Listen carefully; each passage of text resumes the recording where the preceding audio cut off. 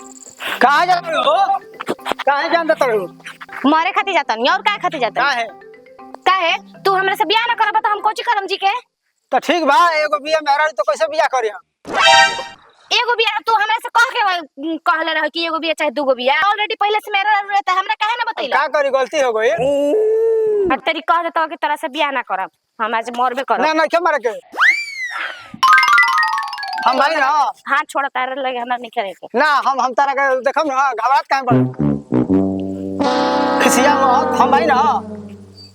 तू तो तार रहते हुए कोची हो जाता कि हम बानी कहले बड़ा अच्छा तो हम भाई ना, यहाँ बिया तहां रही, तू अपन किनारे रही हा, फैक्ट्री पे तारा के रखब। अच्छा ऊ रहियन घर में आ हम रहम बहरी ना तो ठीक बा, तो हम कहत ना हम भाई ना, ऊ कहाँ बिया का करती उससे तारा का मतलब बा? का मतलब पहले तक काहे ना तू बतैले रह तो हमारा गलती हो गई, हम कहते बनी। आज तारा बड़ा गलती है सही बुझाता है हाँ तो हम भाई ना रिक्स होकर हम जिम्मेवारी उठावत भाई ना। रखबा ना उहे हम लिया के एगो बात सुन ल कान खोल के हमरा रहे के बात से तो रहे के बात तू हमरा संगे बियाह करबा कि ना करबा ये बताओ, हमार दूगो बाल बच्चा बन, हम तारा के कैसे रखी?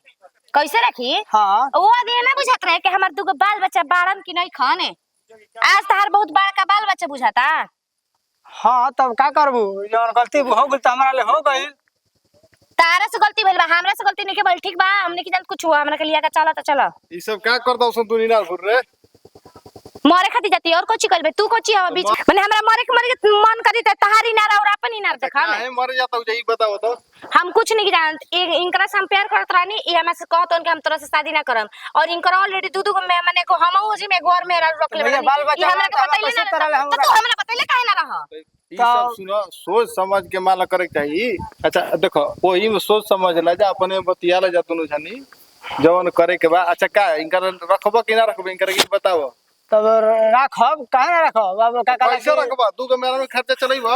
हाँ हम चलाई, मगर अब का काला की अब एगो बिया घर है तो भाई एगो घरे रही, आ का काला की हम इनकरा के रखब। यहाँ हम मशीन चलाइला फैक्ट्री